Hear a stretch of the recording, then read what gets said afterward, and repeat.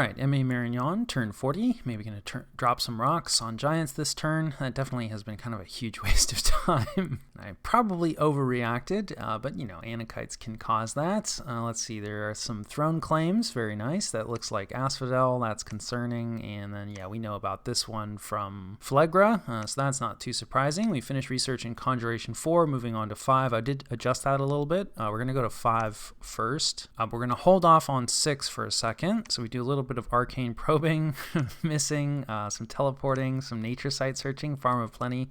Pretty sure that's the worst site in the game. That does not actually provide you with a gem. So that's a little sad if true. We bring a Revenant in for some of our death stuff. Dire Portent, always good news. Vanheim has put up the global that allows them to see like the whole map, which, yeah, I don't know, kind of an interesting one for Vanheim. They don't normally get a lot of Astral, but I'm not too worried about that. Speaking of Astral, we miss with some more remote site searching. Hey, this is really good results.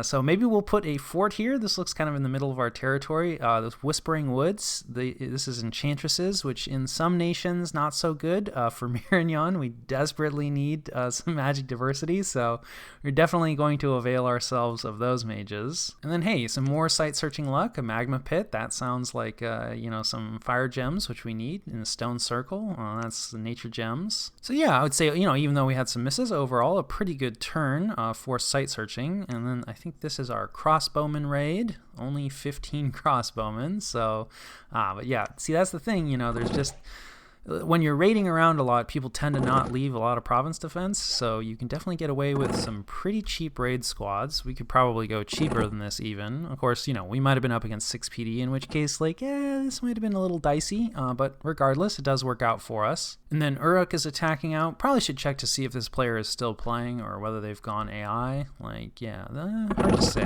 This actually is probably, like, not enough commitment. Okay, yeah, but Ariu definitely did leave an army on here. I'd say that this is a decent chance that this player was just like poking out with the squad to see like, hey, maybe he moved off, and you know, sacrificing this amount of stuff, not a big deal. But Ariu is still solidly on that fort. And speaking of forts and all that kind of stuff, Ashdod is trying to unlock their capital from some raiders, and we will see if, you know, Ariu has reinforced, and it looks like he has like quite a few of his sacreds, a bunch of dogs to keep him busy, and then these are probably, yeah, some thugs. So this guy's got some dust daggers, which are really nice because armor negating damage, so it's gonna be quite a bit of damage. He's got 2 of them, and then yeah, great sword of sharpness, always classic. And this guy is probably just here to bless or something. Like, yeah, another great sword of sharpness, I suspect. I think it's 3 thugs. Always hard to count the elven thugs.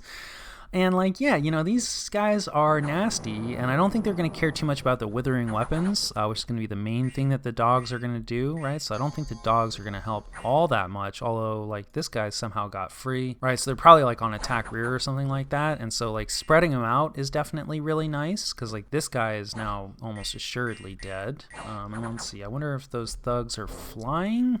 He hasn't been, okay, yep, there they go. So I was going to say, he hasn't been using flying on him too much, but in this case, like, yeah, there they go flying in, and we can see some anakites dying. And so like, yeah, you know, if you have really good thugs, right, and you can put on like really, you know, nasty weapons, that is absolutely a way to deal with these sacreds. And like, yeah, I'd say Ashdod is screwed. I don't think they have you know, too many anakites left, and like, yeah, those are all anakites now. I mean, he does kill a lot of these dogs, right, which is a good chunk of nature gems, so that's not ideal, but it's also not the end of the world. Speaking of less than ideal, here is our attack. And looks like he pulled out. So like, yeah, I think you're gonna, all this talk about dropping rocks on giants, and it's probably never gonna happen. Although, hey, we get attacked somewhere else, great. So it looks like he's just attacking along the border. So like, at least this is connected, and like, yeah, I don't think we have anything here. Just a little bit of province defense. We couldn't really move here, so there wasn't anything we could do about that. Luckily, this is in the direction that we want to go anyway, so that, you know, kind of works out for us. And like, yeah, that's the group we were trying to kill, so maybe we will still get to, you know, drop some rocks on giants. And then this is the province that I agreed to give up to Ariu, and we will be moving in to take our half of it in like 2 turns, I think. And then, of course, I guessed wrong with Bandar. Oh, what a greedy little piglet jumping right on top of my fort. And like, yeah, we are not patrolling. There's just a little bit of province defense. This is absolutely going to work out for him. But, you know, he's dodging bullets, I hope, at this point. He has no friends to help him either. So this is really, you know, kind of ideal for us. I mean, not in the sense that he locked down our fort, but like as long as he keeps pressing deeper, like the greedier and more confident he gets, like, yeah, his days are numbered. And we have some unexpected events. I'm sure this will only be good. Let's see. Yeah, we purged the cult of Gaia. So, you know, that's good. Death +2. That's not great. But, you know, hey, we had to get rid of them. Possibly. You know, the cults, yeah, usually bad things. The witch was caught. That's good. No cults. And then we built a silver mine. That's nice. So, like, yeah, overall kind of goodish events, at least for us. We find quite a few scouts. Let's see. Yeah, on top of Arco. So, like, yeah, the usual candidates, or the usual suspects, rather. We finished the Citadel. I think this is, yeah, on top of the throne. Excellent. So we get our first fully upgraded fort that we've built. That is very nice. And then, yeah, we're under siege in Mictlan. Of course, the thug and some patrolling troops kill brigands. And I will catch you guys after the jump. All right, this is the situation and what we're doing about it. Probably the main thing for this turn is Bandar. Bandar. So I'm a little bit concerned, right, that I've just been outplaying myself. You know, there's a lot of things that I'm worried about that, you know, Bandar could be doing. I think all of which are legitimate concerns, but we haven't actually seen a lot of that demonstrated from Bandar yet. So I think it is, rather than waiting, because, you know, the research plan is like a long way off. Right? We need to get a lot of stuff before I think we can like cleanly and easily trade with Bandar. And I don't want to wait that long if we don't have to. And like we probably wouldn't anyway, right? We'd try to do something else simultaneously, but that's always dangerous. You know, they still have a large stack which has disappeared randomly. Like I feel like this is the only place it could have gone, I think. And I don't know why it would go here, but anyway. So we're going to start to probe Bandar, and we will move our main army into position to threaten some of his forts, and we may even move on top of one of his forts to try to draw a response out. And pretty soon we should have, yeah, full-sized fire elementals next turn. And so we're probably just going to stand off, right, and, you know, try to whittle down his main force just with, you know, a bunch of fire elemental spam. And then that should also tell us we'll be using witch hunters, right, who are, you know, very susceptible to magic duel. So if he's planning on doing some magic duel, it's like we'll sacrifice a few witch hunters that are going to throw out a bunch of fire elementals, and like maybe they'll get magic dueled. We'll be able to see. And we'll also see like, okay, well, how well are fire elementals going to do with the whole blood vengeance setup, and basically just, you know, test Bandar, right? Like what do you have going on? Because the last time we tangled, it went pretty well for us. It's quite a few turns later, and we don't really have any new tech for our army. And obviously, you know, a huge part of his bless has come online. So I probably already moved too slowly on this. But I mean, you know, we have been doing things. We did take last turn off, but otherwise, we've more or less been in motion every turn. Perhaps not always useful motion. But anyway, we're speaking of useful motion. There's a well of pestilence here. I am sure of it. Let's see. One of our knights got diseased, and we can see like death scales. So we're going to take advantage of that. We're casting dark knowledge here. We're going to risk, you know, just everything. So, I mean, it's usually not like too bad. You know, I mean, this will be our second time moving through the Well of Pestilence. But, you know, like, yeah, this always with this province. It's our only way, you know, to move out. And we probably won't hang out in Arco anymore. Like, if we do decide to fall back with our army, it'll probably be up here where I'm planning on building a fort. We do want a fort here for these enchantresses, and, you know, now that I'm thinking about it more and looking at this turn more, I think this is the more important fort to get up sooner, but I do think this will be nice. I mean, I don't know. We'll have a ton of forts down here, so do we really need this fort? Probably not, but, you know, we can't... I mean, we're going to have to fort this throne, but it's not really going to be a fort that we're going to be able to utilize that much. And then, of course, you know, anything that we recruit out of, like, Arco's capital, like, has to go through a Well of Pestilence to get I don't know. So, I mean, we kind of do, we're having issues controlling this territory. We would like to pick up more of this territory.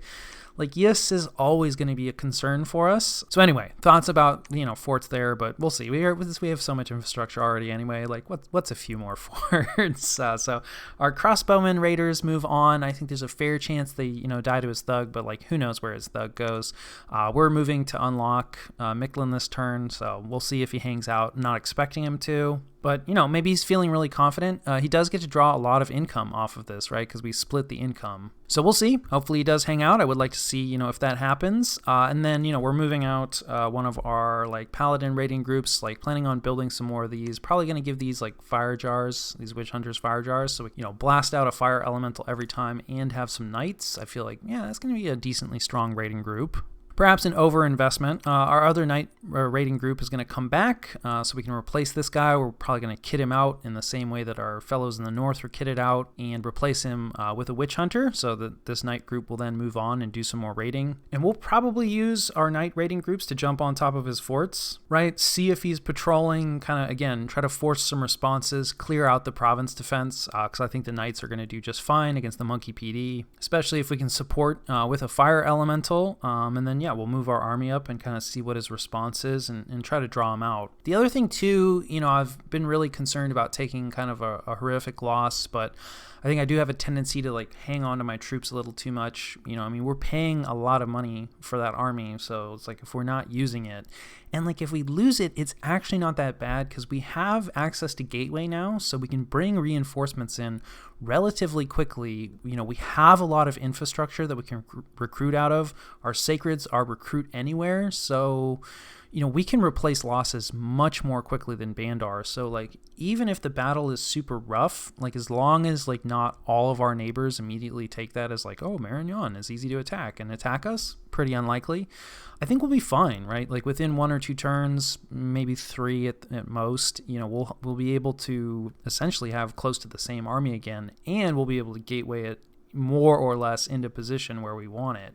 So yeah, like I said, I think I've just been a little too cautious about Bandar in general, so working to correct that. We'll see, right? It could be singing a very different tune in a few turns. Speaking of being aggressive, we're going to try to jump on this fort. This will antagonize Shiniyama a little bit and may not work out because it's just, some mages without bodyguards, and that always goes well. So, we've given him, we're risking gear. This is like a grandmaster. There's a lot of risk here. So, we'll see. Mostly in like lesser fire elementals, but the Vinemen, they don't do fantastic against fire elementals. We do have this Vine Shield that Ariu kindly gave to us. So we're going to use that and, hopefully wrap any Vinemen. I don't actually know, like, can you wrap Vinemen with vines? We aim to find out. So I think this is going to work in terms of, like, is Tianqi going to sit inside their fort and allow, like, these 3 mages to keep the fort locked down? I don't know. Does Tianqi have anything? I mean, these Vinemen have been here for a long time. It is a lot of Vinemen, so yeah, and a decently high level nature caster, like this is super risky. But if it doesn't work out, like we are moving like some troops into place. Let's see, hide researchers. Yeah, not a lot of troops, but kind of what we have in the area. And, they'll try to lock it down next turn. The only good news is that like this army, right, can't actually jump across this river, right? So they're going to have to backtrack. Now, we do know, right, he's taking Tianqi's capital. So if he split, which doesn't look like he split, but we don't actually know, and he could certainly have like another army. Bakemono are not that expensive, so there could be another army like already on its way over to take this fort. Like I'm assuming that he's at least like raiding around and cleaning stuff out. This level of like Vineman and an Ivy King might hold off like light raiders. But anyway, we're running out of time for this, and I wasn't even really planning on taking this fort, but there's some gem deposits here. So it looks like it's actually a fairly valuable province, and we need money. It'll also set us up a little better and Shiniyama up a little bit worse to attack Abyssia, which I think could be in our future. And it gives us another bridge across this river, which we like. So we're gonna give it a shot. Otherwise, let's see, pushing around some site searchers and all that kind of stuff, I think it covers the majority of it. We're chasing the giants. Some giants might come in like behind our group. I don't know, whatever. We have a rock dropper over here who's hanging out. We have another rock dropper here. That's where they're coming from. So yeah, we can recruit some stuff. Like I said, I don't think Ashdod is too long for this world. And then, we'll be able to split something out to take this province as agreed upon. It does not look like Phlegra is going to attack us. Like, we'll see, right? There's still this here, and they might come in and grab this. But, it does actually look like Xibalba is doing a decent job of raiding out. So, they might just be interested in closing out that war. And, this was just cleaning out a Xibalban province. And we saw, like, this moved off of our, well, okay, I guess technically it's still on our border. But it kind of feels like, well, if he's going to attack, like, he probably would have already done it. Not that, he might not change his mind. Still haven't heard anything back, right? So, that's not a great sign. And, once he finishes Xibalba, right, like, maybe he's not planning on attacking immediately, but it's like, well, once I finish Xibalba, like, then I'll attack Marignon. I don't want to sign a non-aggression pact, but no reason to jump in before this war is done. So we'll see, right? We'll have to keep an eye on that situation, but it looks like we're not going to get immediately attacked. And then full mage recruitment, not much in terms of like recruiting troops, recruiting more flagellants. I actually think flagellants we can use kind of as a patrol on our forts. So we're going to try to, pop more of those guys out. I may have jumped the gun a little bit in terms of utilizing them, right? We don't have a protection buff ready for them, and we do not have arrow fend. So, I mean, the main reason we were getting them is because they're cheap things that we can use to block anakites and drop rocks. So in that sense, it's good, but you can really see how they just melt to everything, including our own crossbow fire. So yeah, flagellants, not great, but we can at least start to, they take a second to build up because they're holy point limited. So I do feel like, you kind of want to start recruiting them a little on the early side if you want to build up large numbers of them. And I do think they will be useful for us later on. I could be wrong on that. And then in terms of the wider world and our scouting, you can see that the siege of Pangaea didn't work out. We can see like why he's having so much trouble breaking this fort, right? And this is a really good job. He's summoning in. The animals don't count as like great siege strength, but they do provide some. And like same with Meneids actually, because they're undisciplined. They're not like efficient like siege defense, but if you just have enough stuff, like you can make it a huge hassle to crack your forts. So nicely done, Pangaea. And I'd say like, yeah, Abysia is definitely in trouble. Probably like Man is going to come away with this capital. We can see an absolutely giant stack from Ulm, not really sure where that's headed. We're just sort of scouting around, interested to see like this, very interested in Ashdod. Like I said, they're a good player. They're in a good position. They're really large. Like I wonder, who are they going to attack next? We're hopefully going to catch that. Looks like this is Agartha's capital, right? So he's doing like normal Agartha stuff. Like, yeah, his sacreds, magma children, some oracles of the ancients. Looks like he has a frost father for his pretender chassis. So yeah, we're just going to hang out there. See if, is he doing some patrolling? If not, then we'll just kind of see like, well, what's going on top of Agartha's capital. And then this fort has been cracked, so we'll hopefully catch a storm there next turn. So yeah, I think that covers turn 40.